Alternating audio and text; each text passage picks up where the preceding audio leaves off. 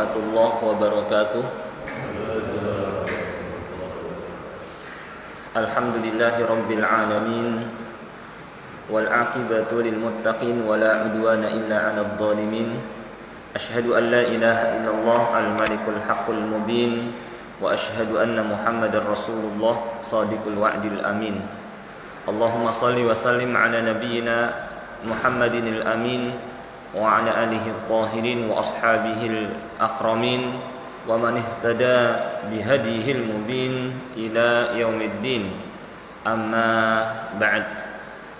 Pertama-tama kita panjatkan puja dan puji syukur kehadirat Allah Subhanahu wa taala atas segala nikmat yang senantiasa Dia limpahkan kepada kita semua, terutama adalah nikmat Islam, demikian pula nikmat taufik, dimudahkan kita oleh Allah Subhanahu wa taala untuk dapat menjalankan ajaran-ajaran Islam yang diantaranya adalah salat subuh berjamaah. Dan kemudian kita lanjutkan dengan menyempatkan diri hadir di majelis ilmu atau majelis ta'lim agar membantu kita untuk tetap istiqomah, istiqomah di atas ketaatan kepada Allah Subhanahu wa taala. Karena di majelis ta'lim atau di majelis ilmu lah dibacakan Al-Quran, dibacakan hadis Nabi Sallallahu Alaihi Wasallam yang tentang hal ini. Allah Subhanahu Wa Taala berfirman, wa kaifa takfuruna wa antum tutla alaikum ayatullahi wa fikum rasuluh. Bagaimana kalian bisa berbalik kafir sedangkan dibacakan terus kepada kalian ayat-ayat Allah, dan di tengah-tengah kalian, yakni ketika itu ada Rasulnya Sallallahu Alaihi Wasallam. Rasulullah Sallallahu Alaihi Wasallam telah wafat dan meninggalkan kepada kita kitabullah dan sunnah Rasul, sunnah beliau Sallallahu Alaihi Wasallam. Ketika seseorang mendatangi Al-Quran, juga mendatangi sunnah Nabi Sallallahu Alaihi Wasallam, kata Allah, wa kaifa takfurun, bagaimana bisa kufur? Ya, sedangkan Al-Quran memuat motivasi, Al-Quran memuat dorongan, targhib dan tarhib agar seorang tetap istiqomah di atas agama Allah. Maka inilah pentingnya kita mendatangi kitabullah agar kita mendapatkan petunjuk dalam hidup di dunia ini, dan agar kita dapat istiqomah di atas agama Allah Subhanahu wa taala sampai kita menghadap Allah Subhanahu wa taala. Kita tahu bahwa di akhir zaman, kata Nabi sallallahu alaihi wasallam, takunu fitanan ka qat'il lailil mudlim, akan ada berbagai macam fitnah, godaan yang begitu dahsyat seperti potongan malam yang gelap. Yusbihur rajulu mu'mina wa yumsi kafira. Saking dahsyatnya godaan tersebut, ada seorang yang paginya sebagai seorang mukmin, tapi sorenya langsung berubah jadi kafir. Atau yumsi mu'mina wa yusbihu kafira, atau sorenya mukmin, besok paginya langsung jadi kafir. Jadi karena begitu dahsyatnya fitnah, godaan yang ada ketika itu.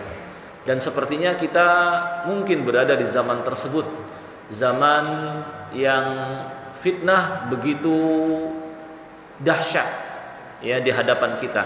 Ada fitnah syubhat berupa pemikiran-pemikiran yang menyimpang, yang bias, sehingga seperti sebuah pernyataan yang benar. Demikian pula di hadapan kita ada fitnah syahwat, seperti diantaranya ada fitnah wanita, dan lagi fitnah tersebut sangat mudah sekali ditemukan. Jangankan kita keluar rumah, di dalam rumah saja sudah mudah tampil fitnah kalau kita tidak jaga diri. Televisi kita, handphone kita, terkadang kita bermaksud baik, mencari materi-materi yang baik, tapi terkadang iklannya lah. Inilah contoh di antara banyaknya fitnah di akhir zaman, yang kalau kita tidak sabar mendatangi agama Allah Subhanahu wa taala, mendatangi majelis ilmu, dikhawatirkan kita bisa berbalik. Yang soleh bisa jadi fasik, yang mukmin bisa jadi kafir. Karena dahsyatnya fitnah di zaman tersebut. Oleh karena itulah Rasulullah Sallallahu Alaihi Wasallam mengajarkan kita agar berdoa kepada Allah Subhanahu wa taala, ya muqallibal qulub tsabbit qalbi ala dinik. Wahai Allah yang membolak-balikan hati, teguhkanlah hati ini agar tetap istiqomah ya di atas agamamu. Karena keadaan hati sehingga disebut sebagai qalbu, wa masummiyal qalbu illa litaqallubihi, karena mudah berbalik dari satu keadaan berbalik ke keadaan yang lain. Ya, makanya kita butuh minta kepada Allah Subhanahu wa taala keteguhan. Tapi tidak cukup hanya berdoa, kita pun harus menjalankan sebabnya.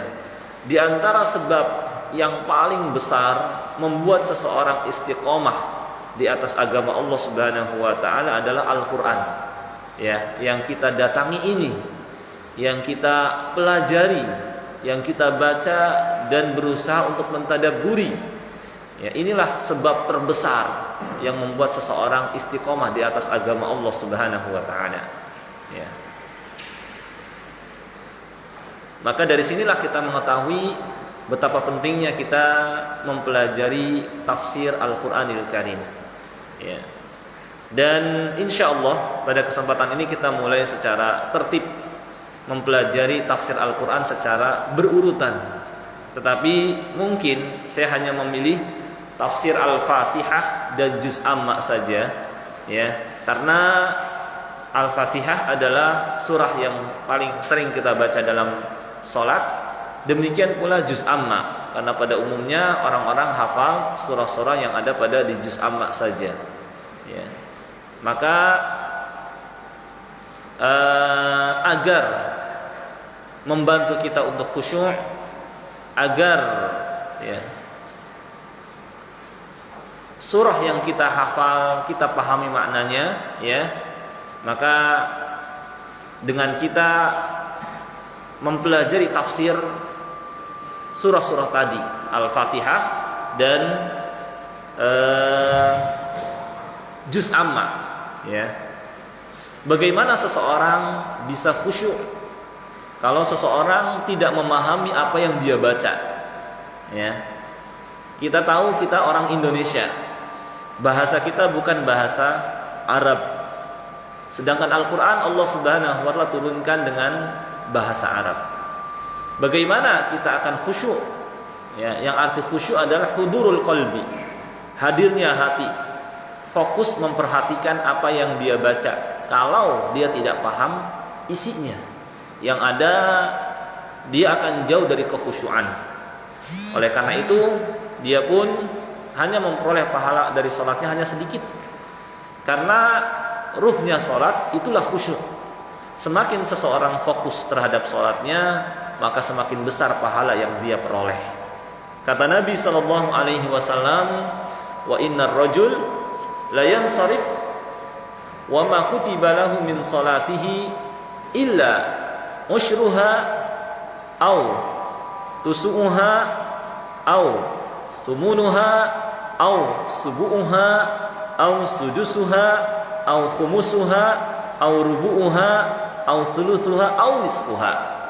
Sesungguhnya seseorang setelah selesai sholat, dia hanya memperoleh dari pahala sholatnya ada yang cuma 1/10. Kayaknya hidup miknya.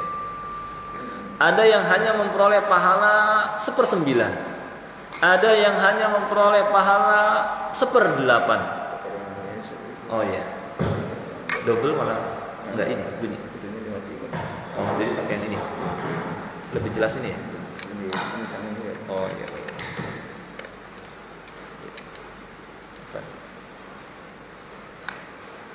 Ya. This. Ya. Seseorang ketika sholat ada yang memperoleh pahala hanya 1/10, ada yang hanya memperoleh pahala 1/9 dari sholatnya, 1/8, 1/7, 1/6, 1/5, 1/4, 1/3, bahkan ada yang lebih besar itu dari itu, yaitu setengah. Itu sudah sangat besar sekali. Sebagian ulama menerangkan bahwa ini dipengaruhi oleh kekhusyuan. Semakin tinggi tingkat kekhusyuan seseorang, maka semakin besar pahala yang dia peroleh. Ya. Maka kalau seseorang, Afwan, ini saya settingan jamnya ya, Afwan.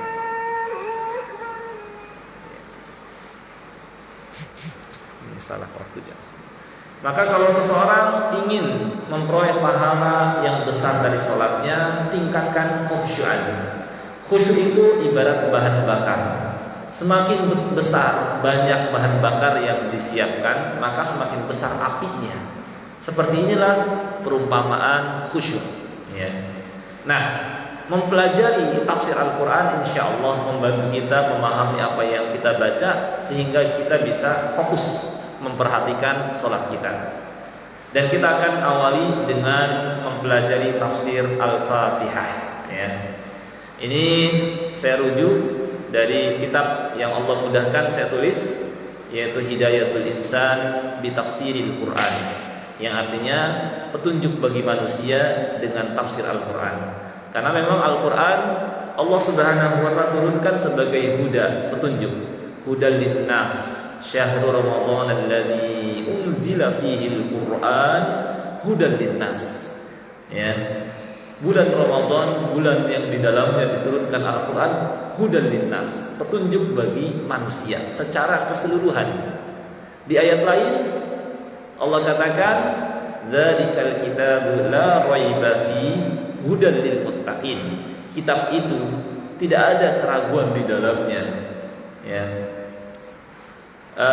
Hudal lil muttaqin, menjadi petunjuk bagi orang-orang yang bertakwa. Ya. Jadi Al-Quran secara umum menjadi petunjuk bagi mereka, tetapi secara lebih khusus menjadi petunjuk bagi orang-orang yang bertakwa. Kenapa disebut secara khusus orang-orang yang bertakwa? Karena orang-orang yang bertakwa lah yang mau menjadikannya sebagai petunjuk, yang mau mengamalkan isinya. Sedangkan kepada manusia secara umum petunjuk bagi mereka, cuma sayangnya banyak di antara mereka yang malah meninggalkan Al-Quran, ya, tidak menjadikannya sebagai petunjuk. Padahal Allah Subhanahu wa ta'ala turunkan Al-Quran sebagai rahmat, kasih sayangnya kepada umat manusia, agar mereka tidak kebingungan dalam hidup di dunia ini. Kalau urusan jasmani diperhatikan oleh Allah Subhanahu wa ta'ala agar mereka bisa hidup dan melangsungkan kehidupan mereka, maka diciptakan hewan-hewan, ditumbuhkan tumbuh-tumbuhan, diturunkan hujan dari langit. Walakum fil ardi mustaqarru wa mata'un ila hin. Di bumi itu, kata Allah, kamu punya tempat menetap dan kesenangan sampai waktu yang ditentukan. Kita bisa hidup di dunia ini, disiapkan segala kebutuhan kita. Maka kalau urusan jasmani diperhatikan oleh Allah Subhanahu wa ta'ala, apalagi urusan rohani tentu lebih diperhatikan lagi oleh Allah Subhanahu wa ta'ala. Maka tidak ada satu umat pun kecuali Allah Subhanahu wa ta'ala utus rasul. Ya, Allah katakan walaqad ba'atsna fi kulli ummatir rasula an i'budullaha wajtanibut taghut. Dan sungguh kami telah mengutus pada setiap umat seorang rasul untuk menyerukan kepada manusia petunjuk, yaitu beribadah kepada Allah dan jauhilah taghut. Bukan hanya diutus rasul, tapi diturunkan pula pedoman hidup, yaitu Al-Qur'an, yaitu kitab Allah Subhanahu wa ta'ala. Ya, dan rasul yang terakhir dan kitab yang terakhir diturunkan adalah Nabi kita Muhammad sallallahu alaihi wasallam, dan kitab yang terakhir yakni yang diturunkan kepada beliau adalah Al-Qur'anul Karim, ya, yang dibawa oleh beliau sallallahu alaihi wasallam. Nah, itu Allah Subhanahu wa ta'ala turunkan sebagai petunjuk, ya, agar manusia tidak sesat, tidak salah jalan. Ya. Nah, inilah mungkin sekedar pengantar saja terkait dengan tafsir Al-Quran yang akan kita pelajari pada kesempatan Ahad Ba'da Subuh ini. Baik, sekarang kita akan mulai mempelajari tafsir Al-Quran. Yang pertama kita akan pelajari adalah tafsir Al-Fatihah. Akan tetapi sebelum kita bahas tafsir Al-Fatihah, kita akan pelajari terlebih dahulu isti'adzah. Karena kita disyariatkan sebelum membaca Al-Quran kita isti'adzah. Suaranya ini jelas ya? Masih jelas ya? Nah, khawatirnya kurang begitu jelas ya. Ya, karena kita disyariatkan sebelum membaca Al-Fatihah, ya, membaca Al-Quran, ya, kita disyariatkan membaca isti'adzah. Isti'adzah yaitu ucapan A'udzu billahi minasyaitonir rajim. Meskipun ada beberapa sigot atau lafaz isti'adzah lainnya, akan tetapi inilah yang masyhur, yang paling terkenal ini, A'udzu billahi minasyaitonir rajim. Ada lafaz lain, ada tambahan A'udzu billahi samii'il 'alim minasyaitonir rajim min hamzihi wa nafthihi wa nafthihi dan sebagainya.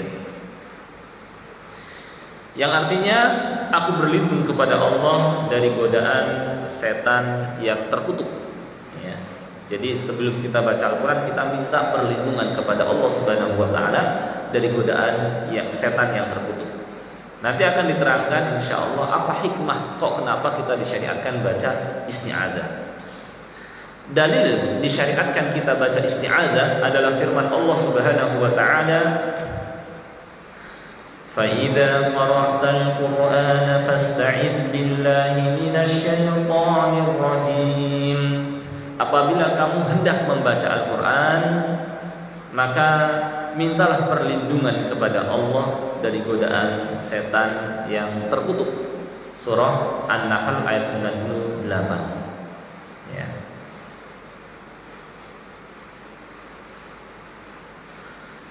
Ini dalil perintah isti'adzah sebelum kita membaca Al-Quran. Dan dalam hadis juga disebutkan, hadis yang diriwayatkan oleh Imam Ahmad dari Abu Sa'id Al-Khudri radhiyallahu anhu, ia berkata, Rasulullah sallallahu alaihi wasallam ketika bangun malam memulai salatnya dan bertakbir, kemudian membaca doa iftitah. Doa iftitah dari Nabi sallallahu alaihi wasallam ada beberapa macam. Di antaranya subhanakallahumma wa bihamdika tabarakasmuka wa ta'ala jadduka wa la ilaha ghairuk. Ya. Ada banyak macamnya, termasuk Allahumma ba'id baini wa baina khataaya, termasuk wajjahtu wajhiya lilladzi fataras samawati wal arda, termasuk Allahu akbar kabira walhamdulillahi katsira dan seterusnya. Tinggal kita pilih mana saja. Selama ada riwayatnya dari Nabi sallallahu alaihi wasallam, maka silahkan kita mengamalkannya. Nah, ini diantara doa istiftah Nabi sallallahu alaihi wasallam. Ya, kemudian beliau melanjutkan dengan kalimat la ilaha illallah sebanyak 3 kali dan kemudian mengucapkan a'udzu billahi samii'il 'alim minasyaitonir rajim min hamzihi wa nafthihi wa nafthihi. Ya. Ini praktek Nabi sallallahu alaihi wasallam, yakni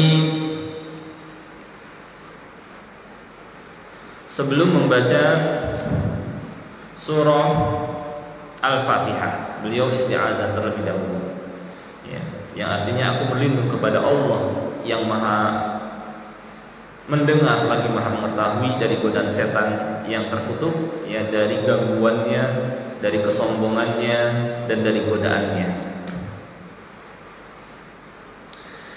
Melihat zahir atau perintah dalam Al-Quran agar kita isti'adzah, para ulama berbeda pendapat tentang hukumnya.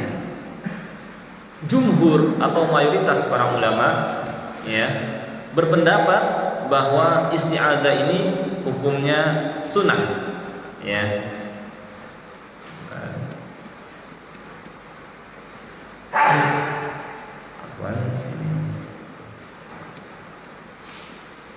Mayoritas para ulama berpendapat hukumnya sunnah, jadi tidak wajib membaca isti'adzah, tapi dianjurkan. Ya. Tetapi ulama lain seperti yang dinukil oleh Ar-Razi dari Atha bin Abi Rabah bahwa isti'adzah ini hukumnya wajib dibaca, baik di dalam sholat maupun di luar sholat ketika seseorang hendak membaca Al-Quran. Ya. Jadi Atha bin Abi Rabah, seorang tabi'in, melihat perintah dalam Al-Quran, apabila kamu hendak membaca Al-Quran maka mintalah perlindungan. Sedangkan hukum asal perintah menunjukkan wajib. Tetapi jumhur ulama memalingkan, karena terkadang ketika ada dalil lain yang memalingkan, ya, dari wajib kepada sunnah, maka perintah berubah menjadi sunnah. Mayoritas para ulama berpendapat hukumnya sunnah, tapi ada yang berpendapat wajib. Ya. Akan tetapi untuk lebih baiknya jelas adalah kita hendaknya membacanya. Ya. Ketika kita ingat tentunya, ya, dan apa susah kita membaca Al-Qur'an, membaca isti'adzah, apalagi melihat faedah dan keutamaannya, ya. Dan juga Nabi SAW senantiasa merutinkannya, dan faedahnya adalah menolak gangguan setan, godaan setan, ya. Dan kaidahnya, apabila suatu kewajiban tidak sempurna kecuali dengannya, maka penyempurna ini menjadi wajib, ya. Di samping itu membaca isti'adzah juga lebih hati-hati daripada tidak, ya. Nah, ini kenapa hendaknya kita membaca isti'adzah.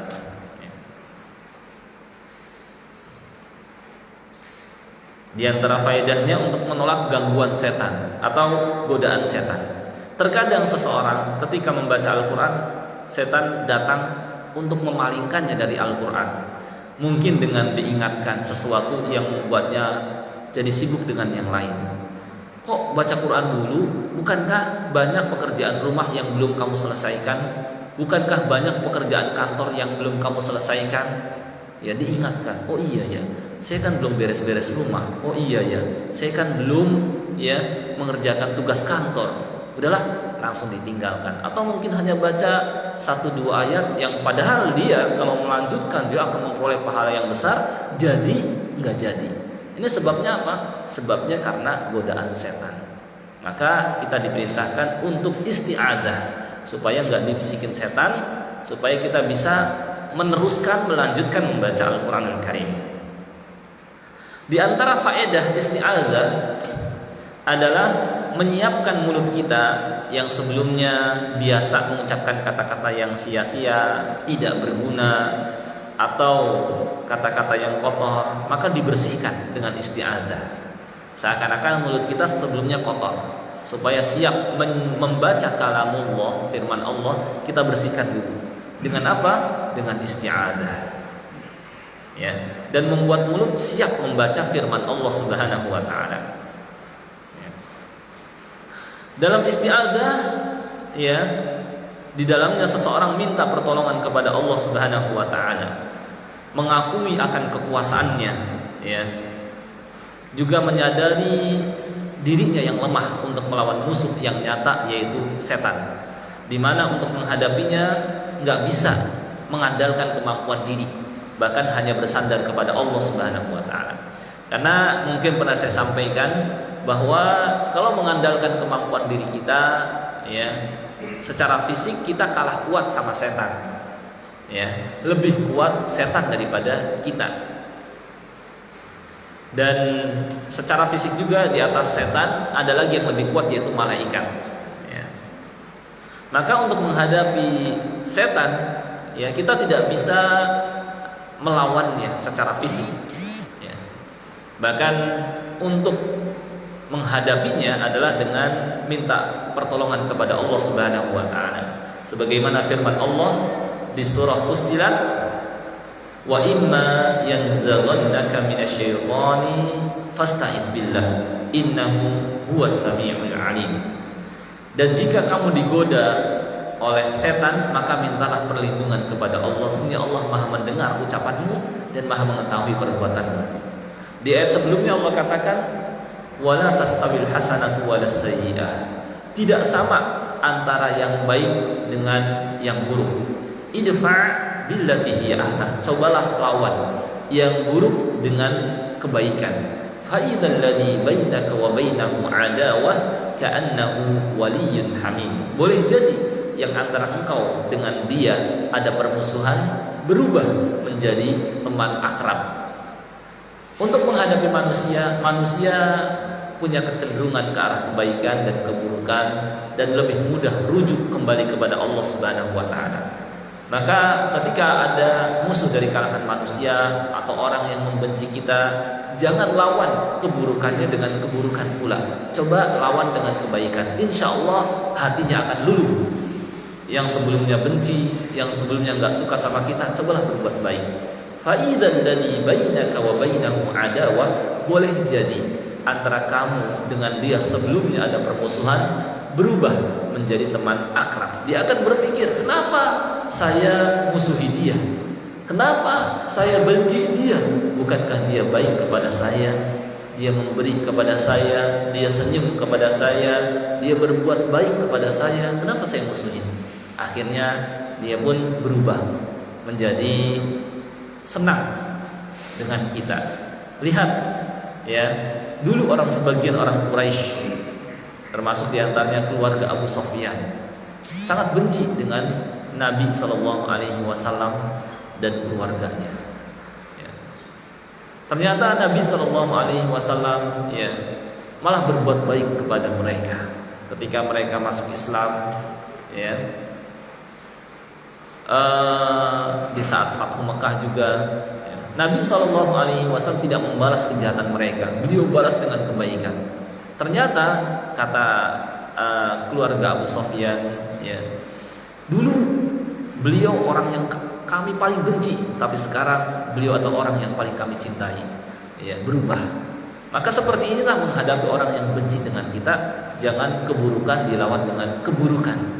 Lawanlah, hadapilah keburukan dengan kebaikan. Cobalah kita kasih, cobalah kita senyumkan, cobalah kita ucapkan salam, cobalah kita berbuat baik kepadanya. Niscaya dia akan berpikir dan hatinya akan luluh. Ini kalau kepada manusia. Tapi kepada setan nggak bisa digituin.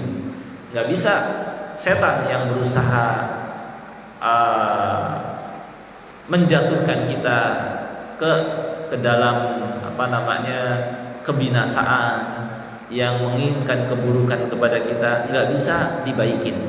Kalau gitu saya berbuat baik aja sama setan, kali aja dia berubah. Nggak bisa, karena setan itu mereka di antara sifatnya mublis, iblis, termasuk iblis, mublis, sudah putus asa dari kebaikan, sudah susah diajak kepada kebaikan, nggak bisa dibaikin. Makanya kata Allah, untuk menghadapi setan, wa imma yanzaghannaka minasyaitani nazghun fasta'in billah. Jika kamu digoda oleh setan, maka mintalah perlindungan kepada Allah. Nggak bisa dengan kita berbuat baik sama setan, ngikutin keinginan setan. Yang ada kita dijerumuskan kepada keburukan. Setan malah nyuruh kita buat sesaji, buat sesajen, buat tumbal, kerjakan ini, kerjakan itu. Yang ada malah digituin. Ya. Nah, untuk menghadapi setan kata Allah, mintalah perlindungan kepada Allah. Innahu huwas samiul alim. Dan kenapa langsung minta perlindungan kepada Allah? Karena secara fisik kita tidak mampu menghadapi mereka. Seperti yang pernah saya ceritakan, bagaimana di zaman Nabi Sulaiman alaihissalam, saat Nabi Sulaiman alaihissalam mendapatkan berita dari burung hudhud bahwa burung hudhud melihat sebuah negeri besar, kerajaan besar, yaitu Saba. Ternyata baik rajanya, ratunya, dan Ratu Balkis dan rakyatnya menyembah matahari. Maka kemudian burung hudhud pergi pulang, datang ke Nabi Sulaiman memberitahukan bahwa dia melihat ratu dan rakyatnya menyembah matahari. Ketika disampaikan demikian, maka Nabi Sulaiman ingin membuktikan kebenarannya. Kemudian beliau menulis surat yang isinya Bismillahirrahmanirrahim. Ini menunjukkan bahwa mengawali tulisan surat dianjurkan dengan mengawali dengan basmalah. Bismillahirrahmanirrahim. Innahu min Sulaiman wa innahu bismillahirrahmanirrahim. Alla ta'lu alayya wa'tuni muslimin. Ini dari Sulaiman. Sebenarnya Bismillahirrahmanirrahim, dari Sulaiman, Bismillahirrahmanirrahim. Alla ta'lu alayya wa'tuni muslimin. Kata Nabi Sulaiman, jangan kamu bersikap sombong kepadaku, datanglah kepadaku dalam keadaan berserah diri. Ratu Balkis seorang yang cerdas, Melihat surat ini ketahuan bahwa orang ini bukan orang biasa. Pertama, dia menghubungkan dirinya kepada Allah dengan mengucapkan basmalah, dengan nama Allah yang Maha Pengasih lagi Maha Penyayang. Berarti ini punya kedekatan dengan Allah. Ya. Yang kedua, kalimatnya berani banget. Saya kan ratu, saya kan raja, dan saya punya rakyat, dan saya punya pasukan yang besar. Tapi kata-katanya, Allah ta'lu alayya, jangan sekali-kali bersikap sombong kepadaku. Wa kuni muslimin, datanglah kepadaku dalam keadaan berserah diri. Berarti ini bukan orang biasa. Dia dua. Pertama, lebih hebat sebagai raja juga, dan sebagai orang yang dekat dengan Allah, yaitu Nabi. Ternyata beliau demikian. Maka mendapatkan surat yang seperti ini, yang beda dengan surat lainnya, beliau pun mengumpulkan para pemukanya. Ya ayyuhal malak, inni ulqiya ilayya kitabun karim. Wahai para pemukaku, aku mendapatkan surat yang bagus sekali isinya, yang mulia. Ya. Ya ayyuhal malak, inni ulqiya ilayya kitabun karim. Kemudian dibacakan isinya. Kemudian di surah An-Naml itu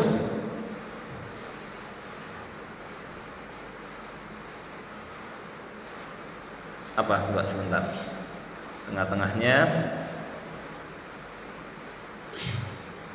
ya ayyuhal malak, wahai para pemuka, aftuni fi amri, berikan masukan saran ya terhadap ini nih surat ini. Ya, aftuni ilayya, berikan masukan, karena saya nggak bisa memberikan keputusan sebelum kalian hadir di hadapanku memberikan masukan. Ya.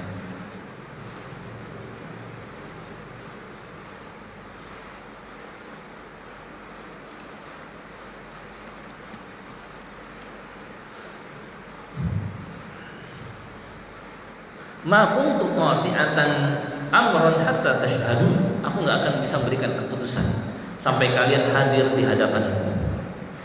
Kemudian para pemukanya mengatakan, nahnu ulu quwwah wa ulu ba'sin syadid. Kami adalah orang-orang yang kuat, ya, dan hebat. Wal amru ilaik, tapi terserah engkau. Fangduri madza ta'murin. Perhatikan urusan apa yang kau perintahkan. Qalat, Ratu Balqis mengatakan, innal muluk idza dakhalu qaryatan afsaduha wa ja'alu a'izzata ahliha adillah wa kadzalika yaf'alun. Sesungguhnya raja-raja apabila mereka masuk ke sebuah kampung, mereka akan memporak-porandakan kampung tersebut dan menjadikan penghuninya yang mulia menjadi hina. Demikianlah yang biasa mereka lakukan. Dan saya coba mensiasati, wa inni mursilatun ilaihim bihadiyah. Saya coba akan kirimkan bawa hadiah kepada raja ini. Fanadiratun bima yarji'ul mursalun. Lalu kita lihat apa hasilnya. Ya. Maka dibawalah hadiah yang banyak ke hadapan Nabi Sulaiman. Lalu apa kata Nabi Sulaiman? Falamma jaa Sulaiman. Saat utusan Ratu Balqis dengan membawa banyak hadiah datang ke hadapan Nabi Sulaiman, Nabi Sulaiman berkata, atumidunani bimalin fama atani Allahu khairum mimma atakum bal antum bihadiyatikum tafrahun. Apakah kalian coba-coba ngasih saya harta? Ketahuilah, pemberian Allah kepadaku jauh lebih baik dari apa yang kalian berikan kepadaku. Bahkan kalian malah bergembira dengan harta, dengan hadiah ini. Irji ilahi, pulanglah kalian ke ke negeri kalian. Falana'iyannahum bijunudin la qibala lahum biha wa lanukhrijannahum minha adillatan wa hum saghirun. Ya, pulanglah kalian. Kami akan siapkan tentara yang mereka nggak akan sanggup menghadapinya, dan kami akan keluarkan penghuninya menjadi orang-orang yang terhina. Ya, maka Nabi Sulaiman ya mendatangi para pemukanya dan berkata, ya ayyuhal malak, ayyukum ya'tini bi 'arsyiha qabla an ya'tuni muslimin. Wahai para pemukaku, siapakah yang bisa membawa singgasana kerajaan ya Ratu Balqis ini sebelum ya mereka pada menyerahkan diri, pada tunduk menyerahkan diri. Qala ifritum minal jin, berkata jin ifrit, ya, jin yang paling kuat, ana atika bihi qabla an taquma min maqamik. wa inni alaihi laqawiyyun amin. Saya sanggup membawa singgasana kerajaan itu sebelum kau bangun dari tempat dudukmu, dan saya orang yang kuat lagi terpercaya. Nah, ini tentaranya di antara jin. Ya. Singgasana Ratu Balqis ini berada di Yaman, sedangkan Nabi Sulaiman alaihissalam berada di Syam, sangat jauh. Ya, kayak dari Surabaya ke Jakarta dibawa kerajaan istana negara, ya, dibawa istana negara dalam waktu singkat. Kita nggak akan sanggup, tapi jin sanggup. Sebelum Nabi Sulaiman bangun dari tempat duduk langsung ada di hadapannya. Tapi ada yang lebih hebat lagi di atasnya jin. Ya, siapa? Malaikat. Qala alladzi 'indahu min ilmun minal kitab. Berkata seorang yang memiliki ilmu tentang Alkitab, ana atika bihi qabla an yartadda ilaika tarfuk. Saya bisa membawa singgasana itu sebelum matamu berkedip. Lebih hebat lagi. Ini menunjukkan makhluk-makhluk Allah banyak yang perkasa. Ya, kalau makhluknya sudah sedemikian perkasanya, apalagi Allah Subhanahu wa taala. Ya, maha perkasa, maha kuasa, mudah segala sesuatu baginya. Hanya mengatakan pun langsung berubah semua keadaan. Ya. Falamma ra'ahu mustaqiran indah qala hadza min fadli rabbi liyabluwani aashkuru am akfur wa man syakara fa inna ma yashkuru li nafsi wa man kafara fa inna rabbi ghaniyyun karim. Ya, maka langsung dibawa sekejap mata langsung singgasana kerajaan yang begitu besar, ya, di hadapan Nabi Sulaiman. Ya, di hadapannya ini kata Nabi Sulaiman sebagai tanda syukur, hadza min fadli rabbi, ini termasuk di antara karunia Tuhanku, agar dia mengujiku apakah aku termasuk orang yang bersyukur ataukah orang yang kufur. Siapa yang bersyukur maka itu buat kebaikan buat dirinya, tapi siapa yang kufur maka sesungguhnya Tuhanku maha kaya, gak butuh sama dia, lagi maha mulia. Ya, ini bagaimana ya Nabi Sulaiman kerajaannya gak ada tandingan, gak ada yang bisa ngadepin. Sudah raja nabi juga, ya, karena raja-raja dunia itu ada 4, 2 mukmin, 2 kafir. Yang menguasai dunia secara keseluruhan dulu itu ada 2, ada 4. Yang 2 mukmin yaitu Raja Dzulqarnain dan Raja Nabi Sulaiman alaihissalam. Sedangkan yang 2 kafir, Namrud dan Bukhtanasir atau Bukhtanasir. Ya.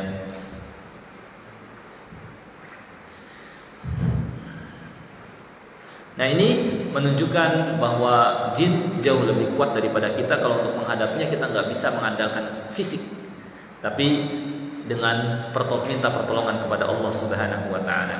Ya. Makanya Allah ajarkan mintalah perlindungan kepada Allah. Dan kalau sudah disebut nama Allah, maka jin ketakutan sekali. Karenanya suatu ketika ada sahabat yang jatuh dari hewan kendaraannya, dia malah mengatakan ta'isa syaitan, celaka setan. Maka Nabi SAW katakan, la taqul dzalik, jangan ucapkan begitu. Karena setan kalau diucapkan begitu dia malah membesar, menyombongkan diri dan mengatakan, sorok tuh saya akan lawan kamu. Tapi kalau kamu mengucapkan Bismillah, dia akan ketakutan mengecil sampai hatta sorkat dubab, sampai seperti lalat. Ya. Makanya ketika azan dikumandangkan dia ketakutan sekali. Ya, menjauh sampai buang angin, sampai nggak mendengar suara azan. Ketika azan selesai balik lagi, iqamah pergi lagi, saking antinya sama azan. Kalau ada manusia yang anti sama azan, ya dia berarti nyerupai setan. Ya. Nah, kemudian maksud a'udzubillahi minasyaitonirrajim adalah aku berlindung kepada Allah dari setan yang terkutuk, agar setan tidak membahayakanku pada agamaku, menggelincirkanku dari agama ini, dari duniaku juga, serta menghalangiku dari mengerjakan perkara yang diperintahkan kepadaku. Demikian pula agar setan tidak mendorongku untuk mengerjakan perkara yang dilarang. Ya.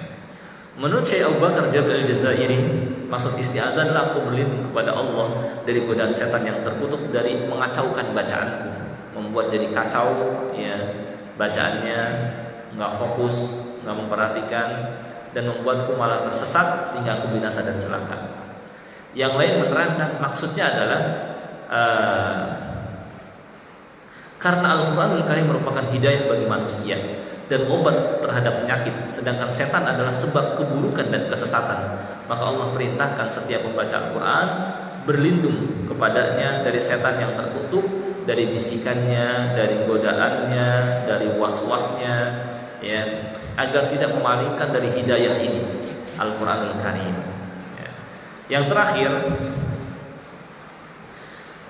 setan dalam bahasa Arab berasal dari kata syatona, artinya ba'uda, jauh, karena keadaan setan yang jauh dari tabiat biasanya, dari tabiat yang wajar, ya. Karena setiap yang melampaui tabiat yang ada, yang harusnya padanya, maka bisa disebut setan. Sehingga kata syatona ini, ya, bukan hanya berlaku untuk jin, tapi berlaku pula untuk manusia yang keadaannya seperti setan. Ada juga yang berpendapat bahwa setan dari kata syato, artinya terbakar, karena setan diciptakan dari api. Dan pendapat ini benar dua-duanya, tetapi yang lebih dekat kepada kebenaran adalah pendapat pertama, bahwa setan dari kata syatona, artinya ba'uda, jauh dari kebaikan, jauh dari tabiat pada umumnya manusia yang Allah makhluk yang Allah ciptakan, ya. Sehingga apabila ada yang makhluk lain yang jauh dari tabiat wajarnya, disebut juga setan. Manusia pun bisa juga disebut dengan setan apabila keadaannya sama seperti setan, yakni menjauhkan manusia dari agama Allah, menghalangi manusia dari agama Allah. Sebagaimana firman Allah Subhanahu wa taala, "Wa kadzalika ja'alna likulli nabiyyin 'aduwwan syayatinal insi wal jin yuhi ba'dhum ila ba'din zukhrufal qawli ghurura walau syaa rabbuka ma fa'alu fadharhum wa ma yaftarun." Dan demikianlah kami jadikan bagi setiap nabi itu musuh, yaitu setan-setan dari kalangan manusia dan jin. Sebagian mereka membisikkan kepada sebagian yang lain perkataan-perkataan yang indah untuk menipu manusia. Jadi terkadang para penghalang dari kebaikan, orang yang menjauhkan manusia dari agama Allah, kadang fasih lisannya, ya, pinter ngomongnya, ya, itu bisikan dari setan, ya, karena mereka wali-walinya, ya, itulah yang disebut dengan syubhat. Kemudian arti rojim, kan, a'udzubillahi minasyaitonir rajim. Rojim ini bisa artinya marjum, ya, dalam bahasa Arab fa'il bimakna maf'ul, yakni kata rojim bisa artinya marjum, artinya yang dirajam, yang ditimpuki batu, atau diusir dari kebaikan dan rahmat Allah Subhanahu wa taala. Hal ini sebagaimana firman Allah Subhanahu wa taala di surah As-Saffat, la yasma'una ila al-mala'il a'la wa yaqdhafuna min kulli janib. Setan-setan itu tidak dapat mendengar pembicaraan di atas langit, dan mereka dilempari dari segenap penjuru, ya. Bisa juga arti rajim, artinya rajim, artinya yang melempar, karena keadaannya yang sering melemparkan was-was dan bisikan tipuan ke hati manusia. Tetapi pendapat yang masyhur adalah pendapat yang pertama. Dan isti'adzah ini dianjurkan bukan hanya ketika kita membaca Al-Quran, bahkan juga dianjurkan ketika seseorang marah, karena marah itu dari setan. Demikian pula ketika terlintas dalam benak pikiran kita, ya, pikiran-pikiran buruk, maka kita disyariatkan membaca isti'adzah. Saya kira ini yang bisa kita pelajari pada kesempatan Ahad pada subuh ini. Sebelum ditutup, mungkin kalau ada yang ingin ditanyakan silahkan.